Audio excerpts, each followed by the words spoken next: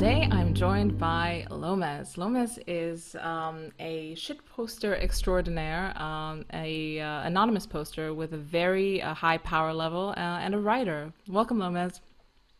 Hi, Alex. Thanks for having me on. I appreciate it. I'm really happy to have you on. You are one of my favorite posters, and apparently also part of this cabal that we're all in of taking the Thiel bucks, you know, getting paid for something for posting. It's been really funny because this is like a recent thing. I don't know. All hell broke loose on in our corner of Twitter apparently because there. I don't know. People think that. I don't know, this NRX part of Twitter is astroturfed, or people, I guess this one dude who was really Yeah. spurgy about it. But I don't know, what's your, I don't know, what's Yeah, your well, take on it? I have a few thoughts about this, but I have never been on a podcast before. This is my first podcast I've ever done, and I've said no in the past, but uh, Peter called me the other day and demanded that I go on your podcast. He said if I want to continue to feed at the trough, I'd have to go speak with Alex. So here I am, uh, losing my podcast virginity. Yeah, you know, on the one hand, I think it's a good sign that whatever subculture this is, we're already having this debate over selling out. I think that's a natural progression for any subculture. So that's a sign of progress. It's a sign of acceptance on some level into the mainstream that, maybe people who thought of themselves as a part of the subculture but are getting left behind or aren't quite as prominent in this current iteration of the subculture are feeling, a bit of resentment, and that gets projected onto people who are uh, saying things and doing things that are getting a little bit more attention. So it's a good sign. And the thing is, it wouldn't surprise me if Peter Thiel or someone else was paying people in our sphere to write, to speak, to do podcasts, even to post. I think we actually are making some headway into more mainstream kind of thinking. And, to whatever extent, we are heard by people in more prominent positions who have a bit of a bigger microphone. They seem to be taking on board our ideas. So that's good. And anybody who is interested in promoting a meaningful political project at this point, frankly, should be paying us to do this work because, for dollar for dollar, and I said this the other day, this is as good of a political expenditure as you're going to get, I think. I mean, it's relatively cheap. You have people throwing around tens of millions of dollars at, candidates who have, uh, are throwing a Hail Mary to try to get into office. And that might move the needle to some degree, but I think the discourse happening online in the Twitter sphere um, moves the needle far more dramatically. Maybe at this point, at some point, this will become a more practical political project, but for now, it's still about just having these conversations online and getting people who might otherwise never hear the kinds of things that we talk about um, to get their ear, and they hear us, and I think they like what they hear and are convinced by a lot of it. So it's a good thing. They should pay us. Peter Thiel, I'll say it again. I said it yesterday. If you are listening, I will take your money. I will post for cash. I am not above feeding at the trough. And by the way, Alex, maybe you can help me with this. There's a bit of confusion here for me, which is why would it be a bad thing if Peter Thiel was paying people money? Is there any sense in which that might like compromise what we're doing? I mean, I struggle with even the premise, like that it's a bad thing at all. What I understood there was, the fact that this is astroturfed. It Mm, involves an analysis of the quality of the posting. The people yes. involved in criticizing this were they don't like the fact that BAP apparently speaks like a retard and has some homoerotic stuff thrown in there, and it's not at the level of high caliber Bertrand de Juvenel Yeah. analysis or whatever someone produces or has produced in the past. I'm sure that there's quite in-depth political analysis going on in different corners and stuff, but you kind of have to make it spicy. The interesting part about this corner of Twitter is that it attracts attention. Like, there are girls in Manhattan, like trust fund girls that take pictures with Bronze Age mindset, and it's a spicy corner that infuses things into the culture. It's not like someone's not going to read, a dissertation. People don't like Darren Beatty because of his Heidegger dissertation. I'm sure it's extremely good, but people that's probably not the most read piece of Darren Beatty. They like him because he doesn't give a fuck and he's really spicy and he says things. He doesn't care about the mores of the moment. So, yeah, I think I kind of understand the beef, but at the same time, I don't know. It feels like a very spurgy moment. But we're back. You were No saying worries. something interesting about this corner of Twitter. Yeah, I mean, I was just saying that people are attracted to this corner of Twitter because it's spicy. Yeah. It's got cultural panache. Yeah. It offers something. It is a counterculture. I don't want to sound like Infowars here, but it is. This type of really edgy conservatism is a counterculture, and people are attracted to it because of that. So yeah, I mean, if I was saying also that Darren Beatty is not attractive as a character because of his Heidegger dissertation. He's attractive because he says he doesn't give a fuck. He's just saying things like they are and doesn't care for the sanctity of values that are holy to the system. So Right. yeah, that was kind of my I my think take on it. too, yeah, the part of the appeal of our corner of Twitter is like you said, it's edgy, it has this kind of cachet, it's fun. Okay, people, there are good jokes and people like that. People like to have fun. It's not so dour and serious as, typical kinds of political conversations. But also, I think it serves the role that maybe like libertarianism served for many people in decades past. It was a sort of a collection of interesting, sort of precocious people who were willing to talk about subjects that no one else was willing to talk about. I've talked to Moldbug, I've talked to Curtis Yarvin about this, and Yarvin was a Hans Herman Hoppe, acolyte back in the day, and was a lowercase L libertarian. I don't want to malign him by calling him an uppercase L libertarian, but Oh.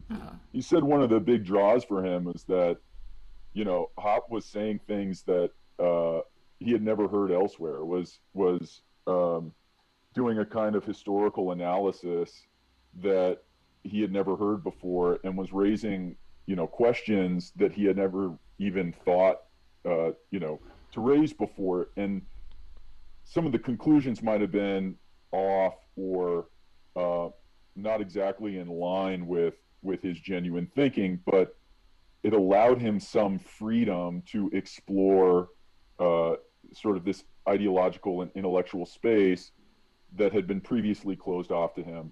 And I think what our corner of Twitter does is invite people into this big room, this big open landscape, an intellectual landscape where they can, without much judgment or without the typical kinds of judgments they would face, in the normie liberal world, ask certain kinds of questions, analyze certain features of the landscape that they would have been disallowed from exploring elsewhere, and that freedom is really exciting for them too. And now, I think what might happen here, and what may be already happening to some extent, as this collection of people who enter into this space grows, you're going to find that certain people start gravitating towards certain corners and other people start gravitating toward other corners, and there might be some splintering along the way, but the fundamental premise, the fundamental appeal of this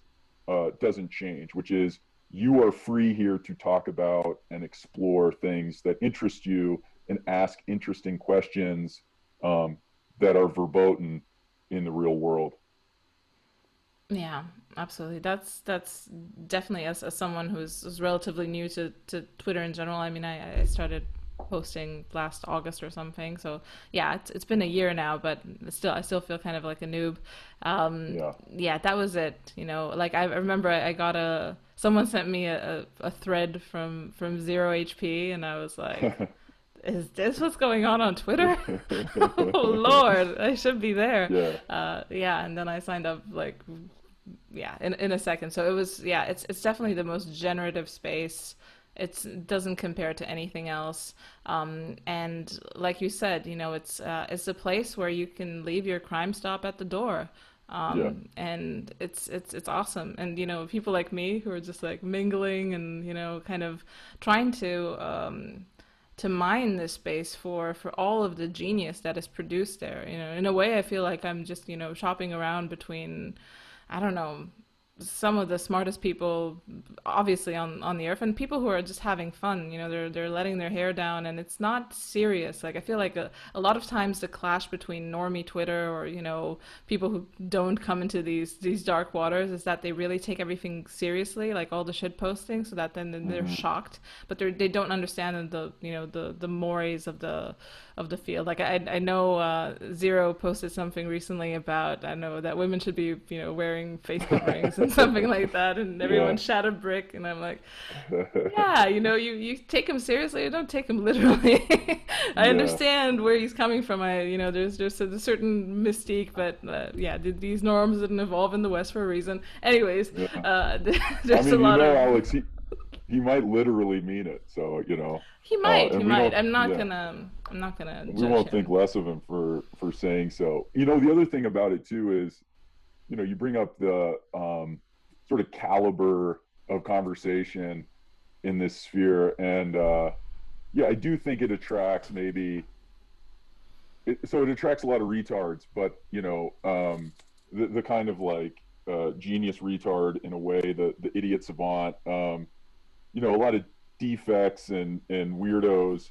Um, it's a really severe environment, uh, and to survive in the environment, you're going to be pushed to certain kinds of intellectual limits and challenged in ways that um, are unusual, and you're going to be forced to defend certain propositions um, against people who are really well read and know everything. I mean, there's so much autism in this sphere, and this like incredible genius autism.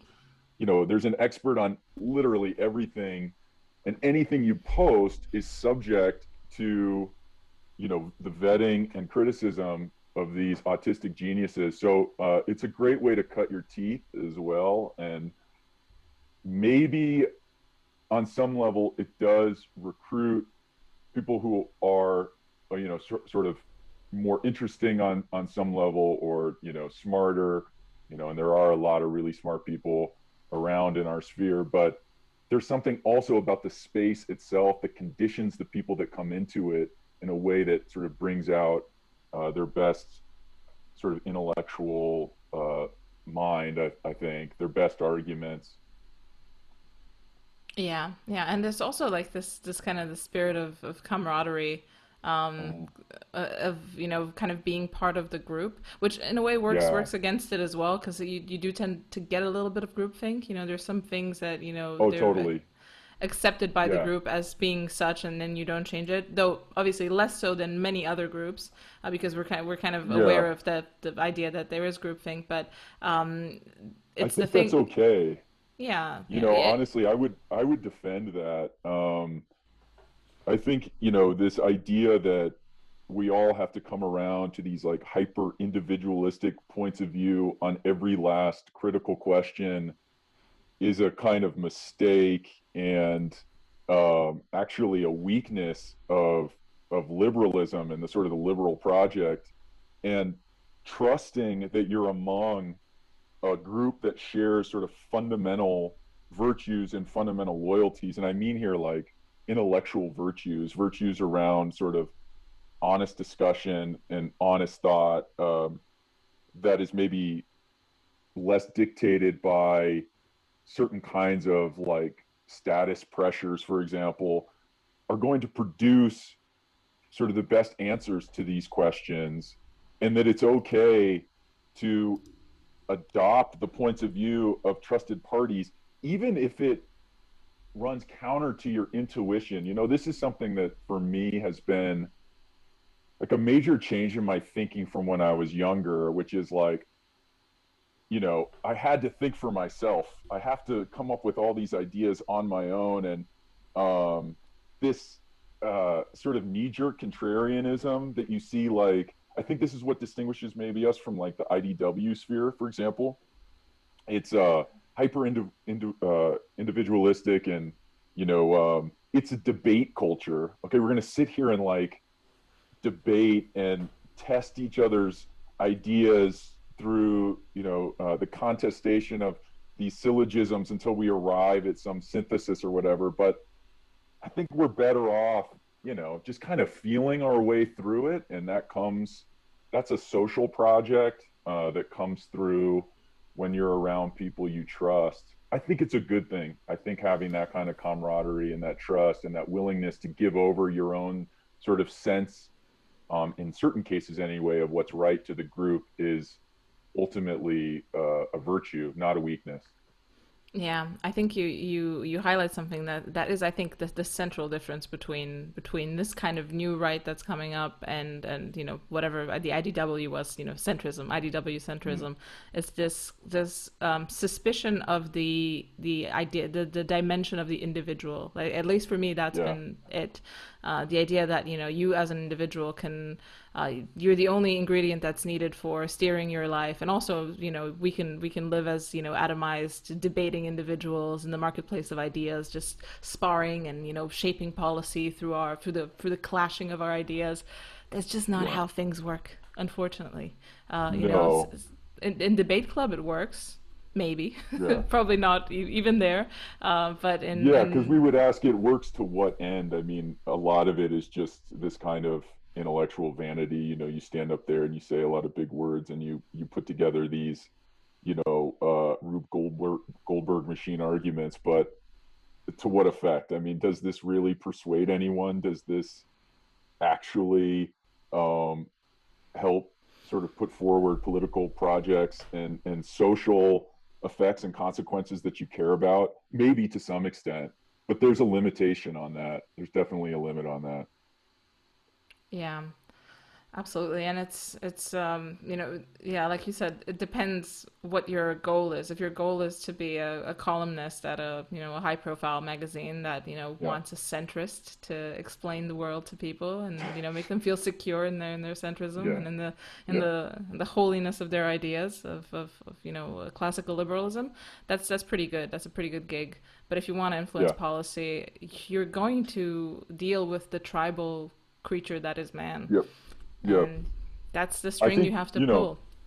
I would point to Scott Alexander as like the best version of this other way of seeing things, and I think he gets to a lot of conclusions by way of uh, this sort of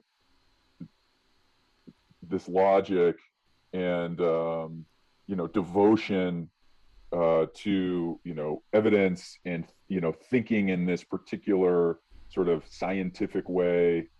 Um, but I think it also falls apart on the edges, and there are certain questions it can answer, and it can lead to a lot of different perversions. And I think, you know, uh, you know, my own point of view is that on the edges, when it comes to like social arrangements, for example, and you look at the sort of polyamorous communities that arise uh, out of this way of thinking, um, it's unsustainable, I think, firstly, and there's no limiting principle on it. So it can lead to all sorts of conclusions that to any sort of commonsensical person, and this is where the high low meme comes in, like even a retard can recognize, even an idiot can recognize that these things are perverse and bad and unsustainable. Um, but, you know, you can convince yourself with these logical constructions that these things are okay, that they're good, that they serve some kind of utilitarian purpose. And, that's the danger. That's the danger. Yeah. Depending instead on like intuition and sort of communal understanding, I think is a good way to avoid some of those traps. But I don't know. I'm rambling. I'm just riffing here, and I'm entitled to change my mind on all of this if I choose Of to. course, of course. This is what podcasts are for. Yeah. We are here to ramble for the pleasure of the audience. Yeah, my issue with people like Scott Alexander is that they don't scale. If you show me like 1,000 bell Yeah. curves Well. of where Yeah. where Scott Alexander's at, like he's gonna be in the tails for most of them, Yeah. I would Yeah. say. This isn't a lifestyle that can scale. And I think I think for the people at the tails, there might be some social arrangements that are more that are better than the default in society. But the Yeah. problem is that the people on the tails are also typically elites. They also have a big megaphone, and they Yeah. also tend to want to normalize lifestyles that that are good for them, because you have that fallacy where you're like, okay, I am this way, and people should have the liberty to be like me. But a lot of Yeah. times when you change the social default, it's not really a liberty. People just flock to whatever is elite, whatever is high status. And if you change the high status memes, then you've saddled a whole generation with single moms, because they thought that maybe having a husband's not as high status as, I don't know, Right. pursuing a career, when you actually can only get a job, and you're not going to get a Guatemalan housekeeper because you can't afford Yeah. her. So it's I don't know, Yeah. it's not nice to do that in a That's way. right. And I think this is the problem of having a society of peasants. Everybody wants to be a peasant. Even the elites want to be peasants. They LARP as peasants. Warren Buffett LARPs as a peasant. Bill Gates LARPs as a peasant. And there's no sense of noblesse oblige. And this is something that people in our sphere talk about a lot. But one aspect of noblesse oblige is modeling a good prudential life.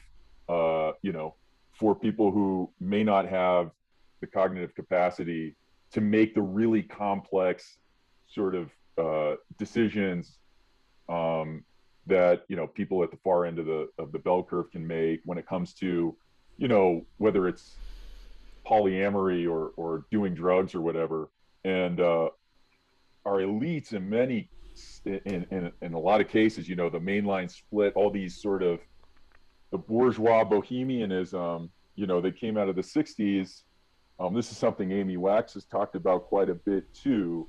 Uh, they have neglected, they have been derelict in their responsibility to, uh, act in accordance with noblesse oblige in a way that models good living for the rest of society. And I think that's a really important thing for people who are smart and capable and have an audience, should be doing, modeling that life and being prudent. And there's a lot of bad models to the right too. So conservatives fail at this all the time. But this is a problem of liberalism and this sort of extreme democratization or fake democratization and sort of fake peasant LARPing that our elite class does. Yeah, and it's just there's this egalitarian assumption at the core of liberalism that Yeah. Uh-huh. through meritocracy we all have the same chance to rise up in the ranks. And what actually happens is that people who are gifted either through privilege, they do have money in their family, or they have opportunities, Yep. or genetically gifted, they're more intelligent than other people, more assertive, more conscientious, whatever. They rise up in the ranks, and then when they're at the top, they don't really care. They don't have the noblesse oblige. They don't care about the people at the bottom, because they No. are literally meritocratically better than the people at the bottom. And you can sense that in our elites. They really they know they're better. And that's, I think, also why the discussion about intelligence is such a, everyone hisses at the thought, Yeah, because it confronts them with the fact that, some people, you're in this position with no fault of your own, but also not necessarily, you've worked your way up, obviously, but being high in conscientiousness and having an IQ of 150 is not yeah. really something that you can work at. It's, it's a blessing, No. and you should turn that into something useful for other people as well. Yeah, yeah, absolutely. And this is part of the big critique about the sort of the flattening of hierarchies, the sort of homogenization of culture that goes along with it. This kind of, uh, you know, the conservative rhetorician Richard Weaver, he talks about this scourge of nominalism at the root of um, liberalism and the sort of decay and degradation of American culture in particular. In nominalism here, he just means like, the reducing everything to particularities, the specific, and uh, avoiding these sort of universal truths, these, about the differences between types of people and their abilities, and the universality of, you know, uh, uh, of hierarchies, and cognitive hierarchies and status hierarchies and gender hierarchies and roles. And this nominalism has all these perverse effects. I don't know. I'm not like a real theory cell, so I'm not sure how far I want to follow Richard Weaver down that road. Whether nominalism is the true cause of all this, I don't know. But it's an interesting way of thinking about it. It's an interesting angle, and certainly seems to present itself in what we see around us. Yeah, I think it's a useful lens. Is this in Ideas Have Consequences? That's The that exactly right. Yeah, which is a Yeah. great book, by the way. I know you asked this question about subversive books. I didn't have this written down, but Richard Weaver would be a good person to put on that list. Both ideas have consequences, and I think, what's the other one? The ethics of rhetoric, or the morals of rhetoric, something like that. He's a really interesting guy that I think a lot of people in our sphere could learn a lot from, and distills a lot of, even the paleocon project down into a question of, first principles. And he's really interested in how we use language to sort of instantiate a lot of these beliefs.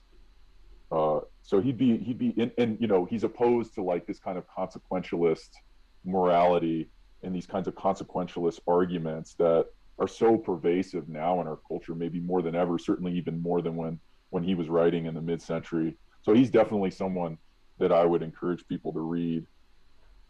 Yeah, I've read him back in the day when I was really interested in kind of like the PaleoCon project, Uh-huh. and he was kind of at the top of that reading list, and Yeah. um, I Well, remember that's a a good little bit of reading the list book. then. Do Yeah, you see? I don't know. I don't really pay too much attention to it, but do you see his name come up very often? I don't see it very often. not really. It's actually more kind of a boomer book, a little bit. I mean, Yeah, boomer totally. cons. Yeah. Yeah, yeah, It yeah. hasn't been. It's not as sexy as De Juvenel has Yeah, been no, I guess not. lately.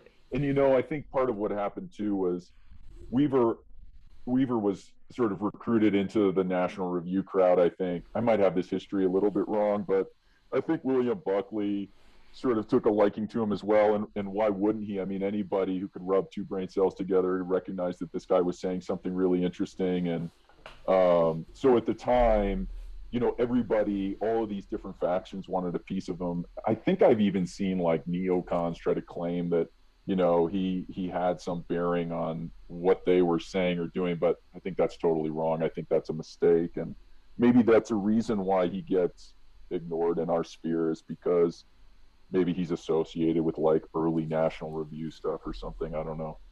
Yeah, I mean, it's a lot of people have kind of been repudiating National Review in general, but also Yeah, anyone associated with National Review, except for I think Burnham was associated with National Review. I think early at the yeah, start. yeah. He Yeah. was, and there were there were a few others too. Oh gosh. uh, Sobrin maybe too. I don't know. I don't know all the people associated with early National Review, but yeah, I mean, that was a different time though. That was a time when there was room in the mainstream discourse for different voices on the right. Conservatism wasn't this such a constrained sort of chamber of commerce plus Israel and evangelical interests. I'm allowed to say that, by the way. Evangelical interests. Uh, it was more diverse, I think, in its thinking. Yeah, I mean, a lot of ex-Trotskyites Yeah, joined the ranks. Um, Actually, through this whole Peter Thiel conversation that started yeah, recently. The classical criticism that's kind of leveled at this corner is that the criticism of quietism of telling yeah, people to be passive of kind of yeah, biding your time, hiding, doing memes and stuff. And I kind of understand why people level that, but I mean, looking at January 6th, I also don't, because that's kind of when people weren't quiet and it wasn't a good idea. So I don't know, what do you think about this accusation of we're just urging people to to sit down. And in a way, I think that's kind of been tied into yeah, almost like a Fed thing, where it's like, yeah. oh, if NRX is so good, why is it essentially doing exactly what what, I don't know, the three-letter agencies would want it to do, just telling people to chill out, stay home, touch grass. Yeah, well, I mean, okay, I have a couple thoughts on this. I mean, first of all, the three-letter agencies don't typically encourage quietism. I mean, when they infiltrate some group, they encourage violence and actual like anarchy because they want to arrest these people. They need cause to arrest these people. So I don't think that's quite right. I think the feds are too stupid to play that kind of like 4D chess where they would advise a movement to sort of back off and retreat, so that it won't have some practical effect. I mean, all they know is hitting their numbers and getting as many people in jail as they can. So that critique I think is wrong. I think definitely wrong. But more to the point, so okay, so Yarvin has his critique of trying to like subvert the system, which is that anything you do to the liberal project in an effort to subvert it will make it stronger. It's anti-fragile in that way. It will take all of your energy and like perform some kind of like judo act on it and make it stronger. So you need to be careful. He doesn't say do nothing, but I think Yarvin is definitely encouraging people to be very careful. Nick Land has his version of this towards like techno capital. The very simple formulation is anything you do to try to subvert, techno capital will just make it stronger. Like there's nothing you can do. It will absorb all of your attempts to subvert it or critique it, and just take it on board and use it to produce, more capital. We see this, and maybe that's his explanation or for woke capital. And okay, I think maybe that's right on some level. It's a useful guide, but I don't know. I consider myself a pragmatist, I guess, which is that I have trouble thinking that big. Uh, it doesn't amount to much, except for as a useful thought exercise. And so when I'm sitting here kind of living my life and, I got my kids and my family to take care of, and, I want there to be, communal spaces where I can go, participate in like a public space and participate in society in a productive way. And, I want there to be little league teams, and I want my kids to have a school that works for them. And, I want to go to a July 4th parade, in the summer and see the flag being waved. Okay, I know like that's all boomer stuff, but inside of me there is a boomer, somewhere deep down in there. and so, okay, how do I achieve these kinds of things? I take practical steps at local community level. Where I can, I try to influence political outcomes in my favor, in a kind of, even if it's in a sort of incrementalist way. Maybe Yarvin is right, that in the long term, that'll make things more difficult for me. That's very possible, but that's all I can do. I can't think beyond those immediate circumstances, and maybe that's just my provincial way of thinking, and there's something mistaken about that. Um, but I do think we can effectuate outcomes uh, that are positive for us locally, communally. Um, you know, it's a separate question of how we do that, like the strategies and tactics for doing that. But I wouldn't throw that out as a possibility. I have to believe in that. I have to carry on and do something locally, or else what's the point? I mean, I'm not going to just sit inside and do nothing and post all day. Yeah. I want to have community. Yeah, I feel like a two-pronged approach is probably, it just in my mind, probably the most promising one, because I do believe that at the level, at the highest level, this is going to change with a changing of the guards. We need a new religion, a new global religion, or Yeah. new pockets of national religions, because Universal church. Sorry, go ahead. No, exactly. That's it. You kind of want to have the grassroots stuff. You want to do, yeah, just make your life good at a local level. That's what I've been trying to do, and that's Yeah. why I moved to to the sticks in Eastern Yeah. Europe, where this type of stuff, it's coming up, but it's not here yet. And you also want to, engage in the meme warfare. Hmm. I'm there. I'm on the barricades. Slinging my little quips. Hopefully, this, does Yeah. something. But it is, this place, like we talked before. This is where the energy is. It's really Uh-huh. interesting. It's intelligent. It's funny.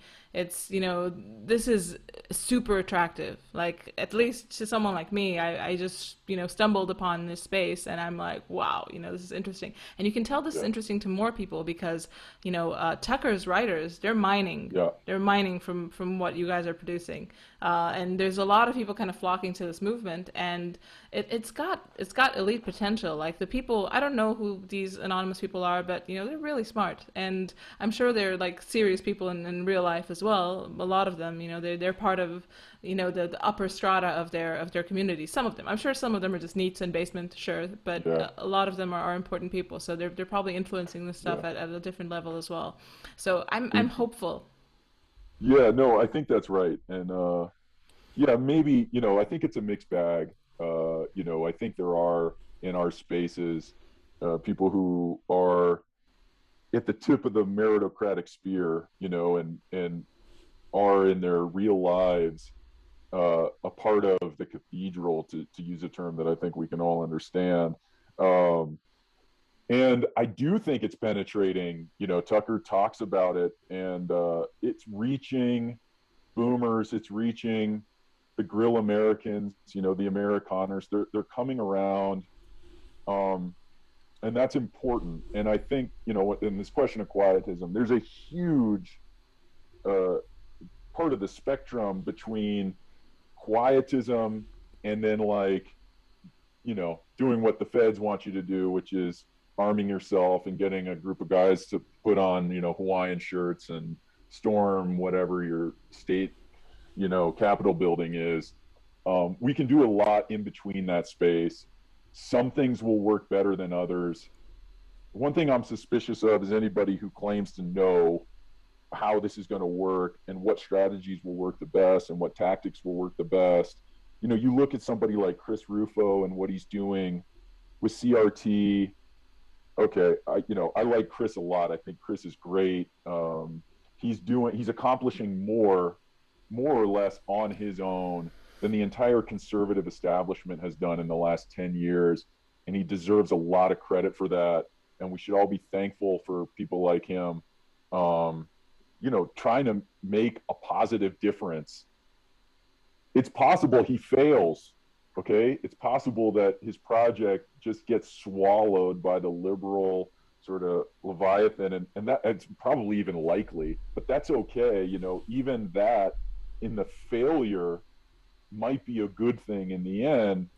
To convince certain people who might be on the fence about the efficacy of going to their school board meetings and protesting this stuff, you know convincing them that there's just a limit on what they can do, that these powers that are trying to subvert their way of life and sort of turn their children into janissaries for the new religion, are not going to be stopped by these sort of more traditional ways of doing things politically, and they might have to opt for alternatives, and that's okay. That's fine. But that doesn't mean that Chris Rufo shouldn't do what he's doing. We still need him out there to do that, to either prove that it can work and that he can actually make this change, or prove to people that kind of thing doesn't work and they're going to have to opt for alternatives. So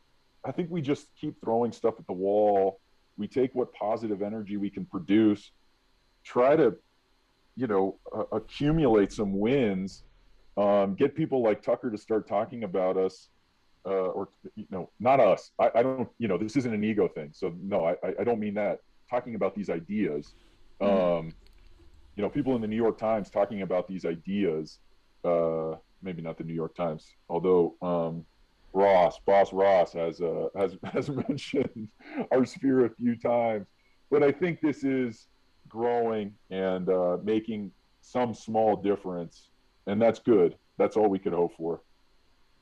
Yeah, absolutely. And it's a, I don't know, it's a weird time to be in this space. It is, it feels like something's moving, people are Yeah, catching on to this. And it might just be that, the internet is a different type of beast. Because, like, for example, Yarvin always talks about, okay, what is the historical precedent? Has this happened mm-hmm, before? But, and the internet is a preference cascade machine. It's here mm-hmm, to seed you with all sorts of ideas. Like, I didn't know about many of these ideas. Like, just a few years ago, I was like squarely IDW. Before that, I have a degree in gender studies. Like, you can imagine what type of mindscape I had, even just 10 years ago. So things change fairly rapidly, and people might say, "Oh, you're a flip flopper." No, I'm just trying to to find truth, guys.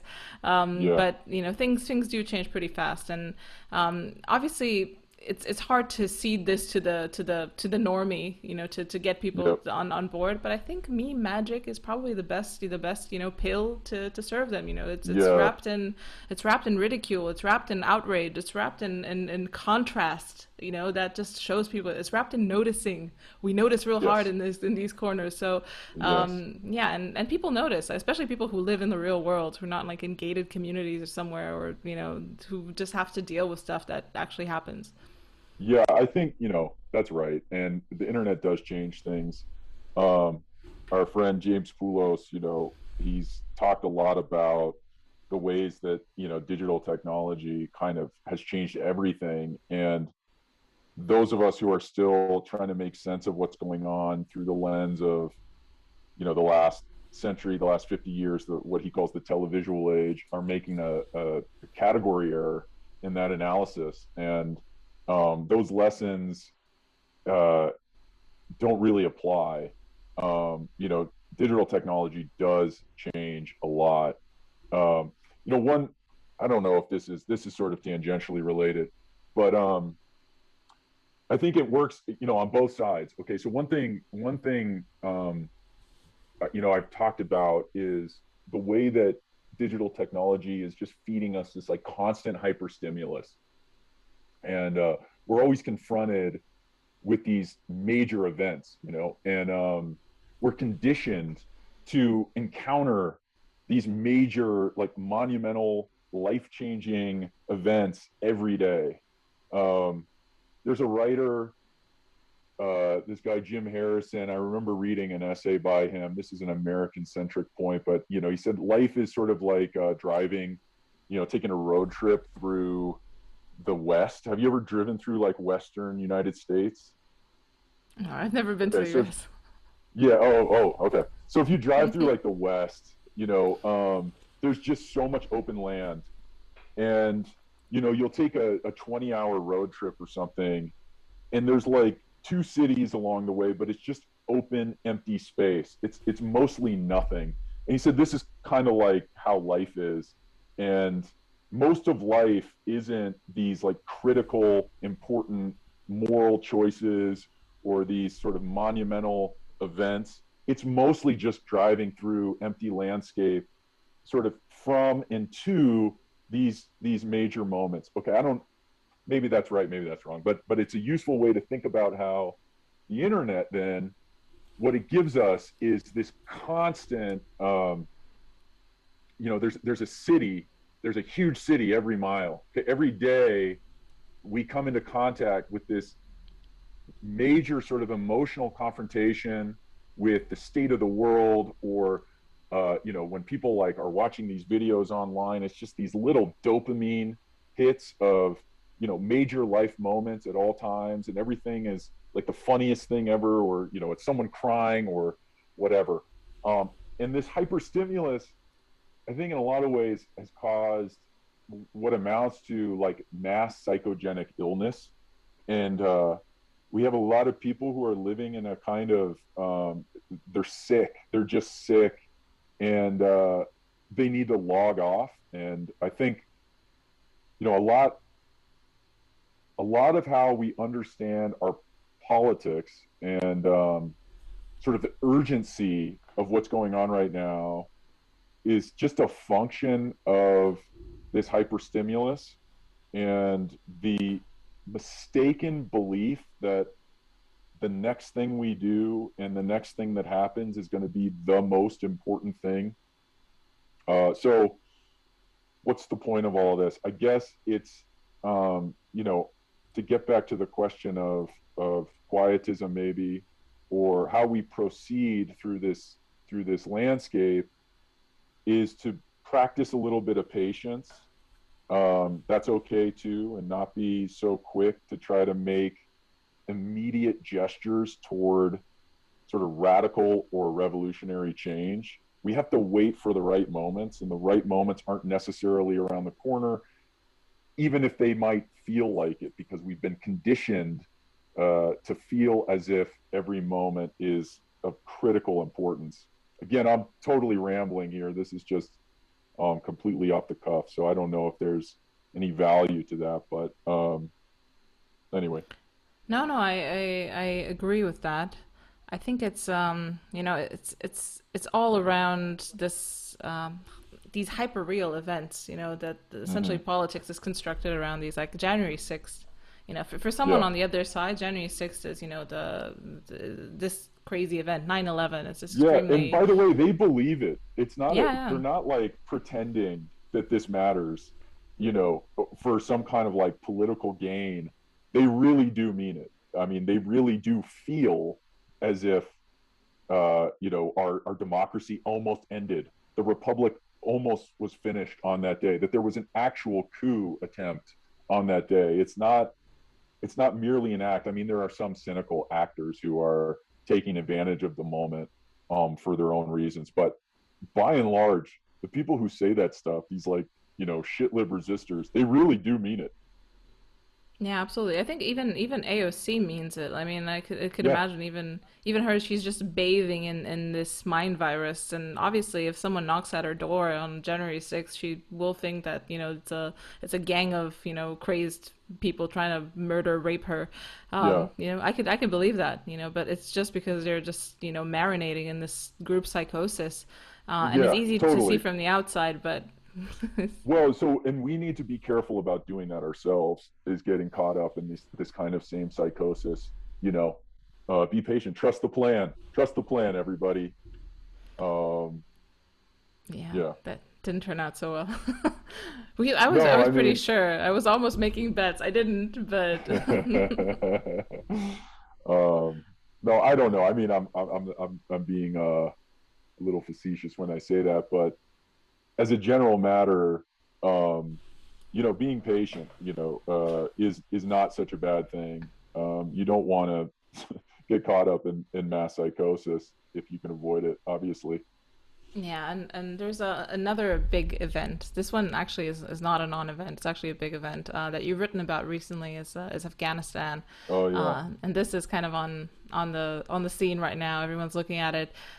It does seem to be kind of a mask off moment for our elite class, especially the yeah, expert class, and all of these people that apparently because essentially what happened is the most advanced military in the world, the most, money heavy, the most technical, the most, expert heavy, has been beaten, swiftly in a matter of days, hours, by a troop of goat herders. mm, Yeah, it's absolutely incredible. If anyone, if you have had aliens come in and say, put a bet on this conflict. They never guess in a million years that this could happen. So, I mean, what was going on there? Is this a pivotal moment in how people see experts, or is this another hyper real event that they're going to spin? that's an interesting question, and I don't quite know. I mean, part of the problem here is adopting, the frame of mind of a normie who is just kind of like witnessing the collapse and fall of Kabul, like out of context. I mean, there's a lot of us. I would include myself in this group, but anyone who's been paying attention to foreign policy for the last, you know, decade has understood for a long time that this war was going nowhere, was a losing cause, that whatever our objectives were, we weren't getting any closer to achieving. Or anyways, the objectives were becoming like sort of increasingly abstract and nebulous and impossible to measure. And it was becoming just this sort of morass of delusion and naivety and a kind of like feminist human rights thing that could only lead to disaster. Okay, so everything that we saw happen in the last 2 weeks is a confirmation of what I think most people who were looking at this conflict probably already believed. It doesn't add any new information, really, except maybe to the extent that, and this is why I say, for normies, though, looking at this, maybe this does add new information. They're seeing now for the first time again that, this international sort of military apparatus, what Darren Beatty affectionately calls the gay, um, that it does not serve Americans' purpose. It does not even serve its own ostensible purpose. What it claims to want to achieve, it can't even achieve. So then I think maybe what the normie is asking himself is, what is the point of this thing? What is the point of this apparatus, this expenditure, all of the rhetoric that supports this apparatus? What is the point of it? And that question can lead maybe to some uncomfortable places that I think is very useful for us. And I think militates in our favor. And so in that sense, it is a good thing. I think maybe, this will bring some substantial amount of people around to our way of thinking, perhaps. Uh, but at the same Yeah. time, yeah, I just, maybe this is all cope. Okay, like you said, maybe this is just another hyper real event that nobody will care about Yeah. in I a mean, month. to be honest, I think it is probably for most people. But if you look at, like the Floyd riots, the George Floyd Yeah, riots, they tried to make that into a hyper real event. They're like, yeah, mostly peaceful protests, while literally there was, a building burning in the background and things like that. So I think their capacity to make this a hyper real event is limited, in the sense that they will have to explain to people that Kabul fell in a matter of Yeah. X days. That's they're probably spinning it, but the core of it, even I under think, the narrative, is nuts. yeah. And each time they do this, the cost accrues, okay? And so any single one of these failures in their attempts to paper over it or explain it away, you know, as caused by some bogeyman or enemy, whether it's Trump or Putin or white supremacists, whatever. Um, each time they try to do this, first of all, there's diminishing returns on this. Like it works less and less each time, and then more and more people in each instance sort of reject that frame.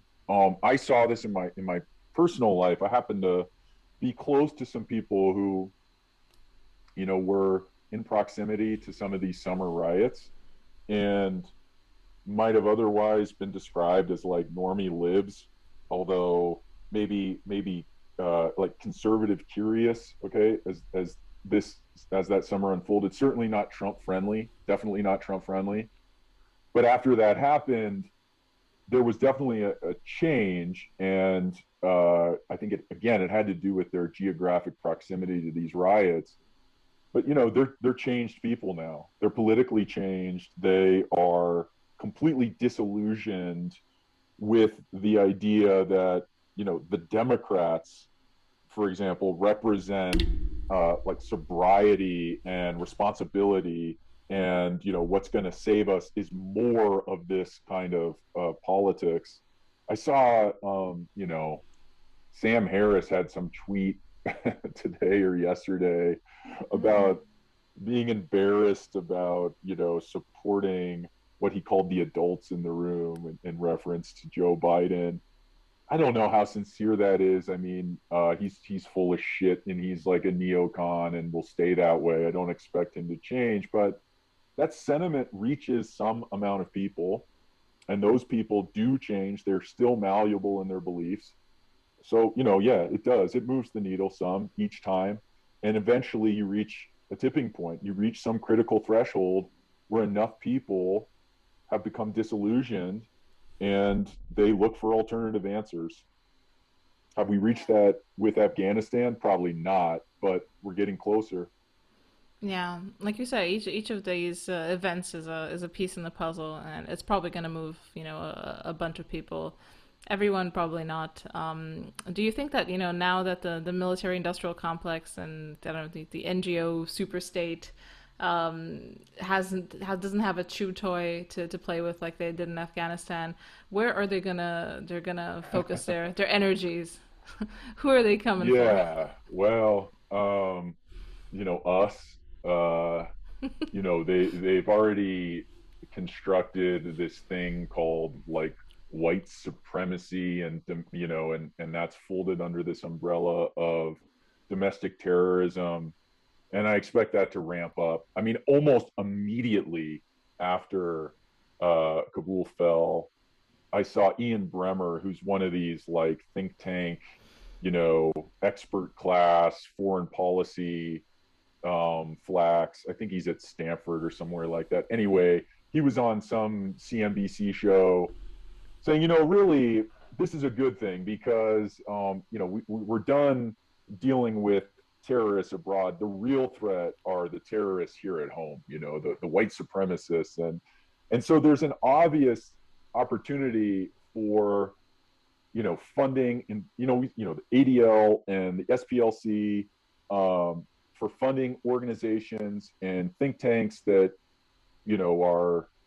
are ostensibly meant to eradicate right wing extremism or whatever they call it.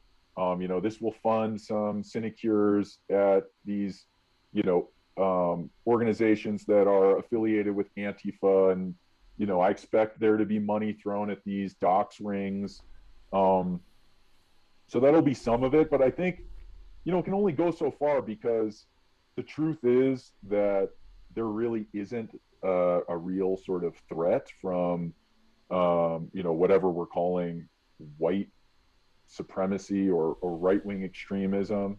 Um, they might produce some threats. They might produce some real extremists. I wouldn't put them past it to do that. And then the rest of it will go to, I don't know, China. I mean, that seems the obvious answer. We'll just become increasingly belligerent to China, and under the pretext of human rights still. We have this Uyghur situation. And again, Darren Beatty's really good about this. He talks about this quite often, how that is a pretext to continue this same line of argument and this same foreign policy directive, but in a way that conservatives, can get behind because it owns like Nike or Apple or something. It's like they can own the libs, but it's really to the benefit of this same gay complex.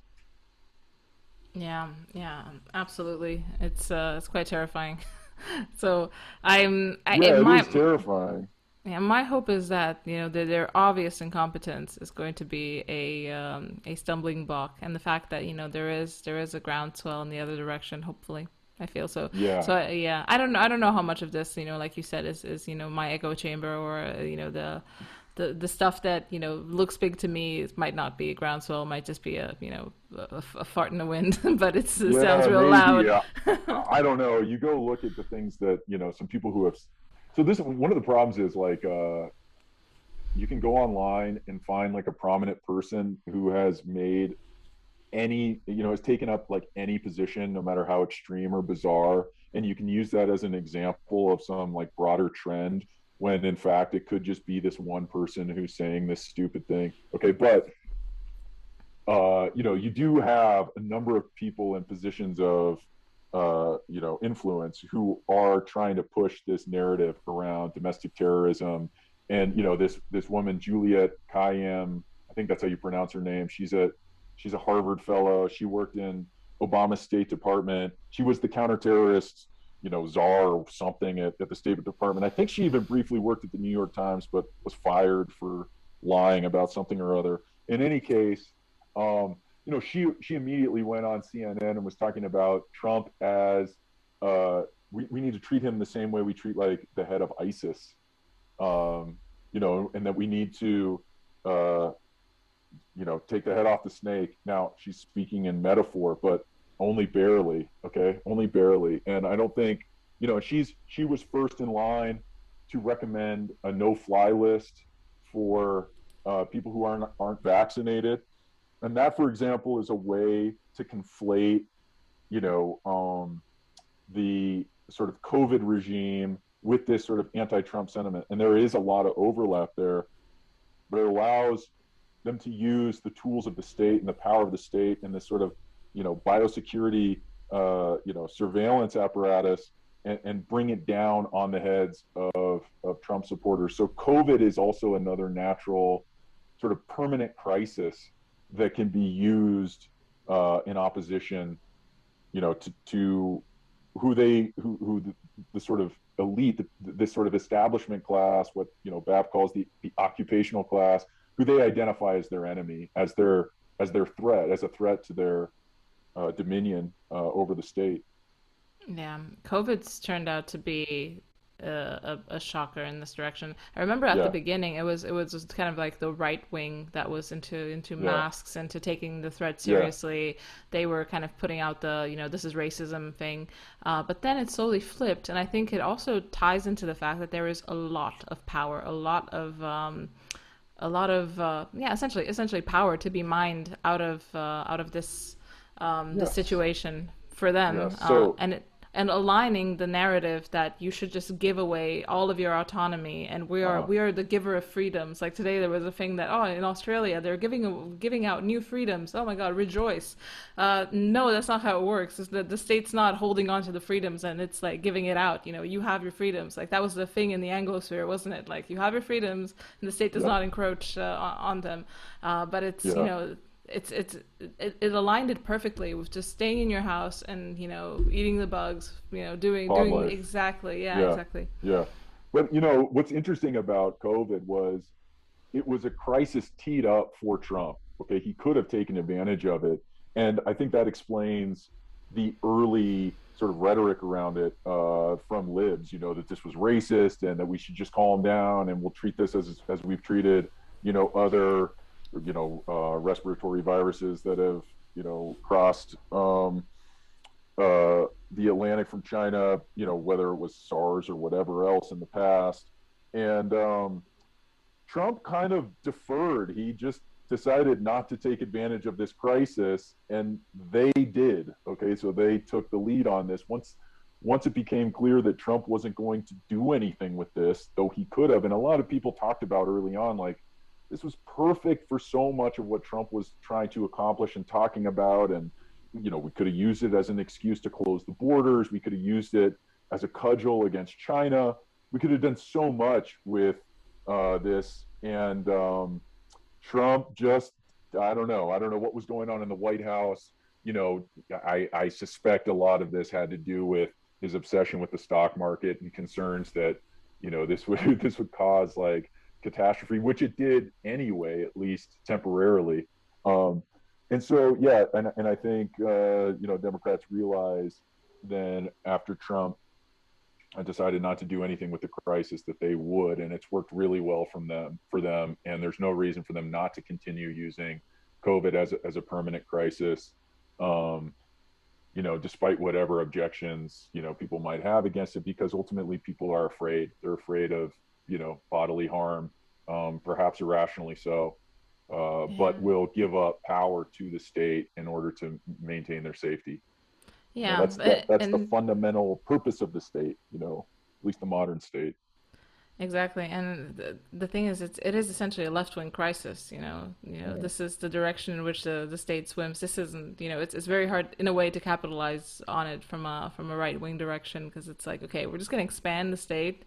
We're going to Yeah, take over all of this stuff. We're going yeah, to subsidize this through printing money. This is yeah, all left wing fantasy land, UBI stuff. yeah. We Totally. we are coming up on time a little bit because I need to Okay. go Yeah. Sure. feed my baby. Yeah. Yeah. um, Go do that. I want to ask you the question of the show. You kind of answered it, but I want to let you Yeah. add on to it if you have any other nominees. We've got Richard Weaver, is it? Ideas Have Yeah. Consequences. Yeah. That's a Um, good one. I would add here to you know T.S. Eliot wrote a short essay, or a short book, long essay called "Notes on the Definition of Culture," and he was writing this in the 40s, I believe, and he was noticing some of what we were talking about earlier, which is this trend of like sort of democratization, this flattening of class and hierarchy. Um, of course, we still have class in this, in our society, and we have hierarchy, but it's ignored, and it fluctuates a lot. There's a lot of instability in it, and T.S. Eliot makes an interesting argument that this kind of instability, this flattening of hierarchy, has this really negative effect on culture, which is it turns everything into pop culture, mid-brow culture. There's no high art anymore, and he explains how a kind of aristocracy through generational aristocracy through family and tradition is how you produce high art. And a lot of what ails us is that we are missing high culture. And so I think it's a good argument for people on our side to keep in mind, um, as a defense of the kinds of prescriptions for our social arrangements that we would prefer. So yeah, T.S. Eliot, of course, T.S. Eliot's poems are all actually pretty relevant now too. I'm thinking of like The Wasteland, and what he had to say about the eternal city, um, as this kind of like nexus of progressive politics and progressive meaning, and the progressive project sort of instantiated in the welfare of the city, and its decay and degradation. I think that's very relevant to what's going on right now and might be of some use for people on our side to read. Though it's not his best poem, but I think it's good enough. Yeah, I think there's a big point to be made there about, the perennial elites, the fact that, even though a lot of what's happening on the right is, a populist movement, it Hmm. all kind of, the heads have to be there and they have to be worthy of leading, and there's a whole kind of building of worthy elites that needs to happen from this end, which is Yeah. pretty heavy, pretty hard, but I would also add, I'm just thinking of this now as Huntington's Who Are We? He wrote this book sort of trying to make sense of what America was and like American identity. And I think he makes a really strong case against the sort of a proposition nation argument, that America is just a nation of ideas, that there's, just like this a combination of magic dirt and a constitution that will ensure that the republic sort of carries on in perpetuity, in a healthy state. And Huntington very clearly demonstrates, no, this is a nation of people. It's a nation of traditions that precede the Constitution, of Western traditions in particular, of Protestant Western traditions. And I think it's very important for, a lot of people on our side sort of like understand this intuitively, but I think Huntington um, provides a very rigorous defense of that point of view. yeah, I agree, and people should probably read Albion's Seed as well for Yeah, that. yeah. It's Uh-huh. yeah, it's not the history of Romania, guys. It's gonna be, it sounds quite quite different. It's got Yeah, a different slant to it. But yeah, this was a lot of fun. Thank you so much for coming on. Thank you for coming on yeah, to this podcast as you were, popping your absolutely. podcast cherry. I'm happy to happy to have been Yeah. first. Yeah, I hope it went well. A lot of rambling. I hope people are okay with that. They're still That's listening. what they're tuning in for, the All rambling right. of their favorite posters.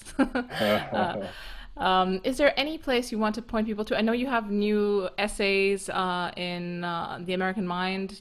We've had one in American Greatness as Yeah, well. no, yeah, yeah. I mean, sure, if you want to read that, great. I guess my Twitter account. And I have this new Teal initiative that I'll be starting soon. Yes. He's financing a series of books that I plan on writing in the next 6 months or so, along with my other patrons, um, who I won't say by name, but yeah, that'll be coming soon, and I'll be sure to let people know about that when it happens. Yeah, excellent. Count me in. I mean, I'm there. Awesome. At the trough meeting, I'll see you there Yeah, anyway. yeah, nice. Perfect. Thanks so much for coming All on. right, Alex, take care.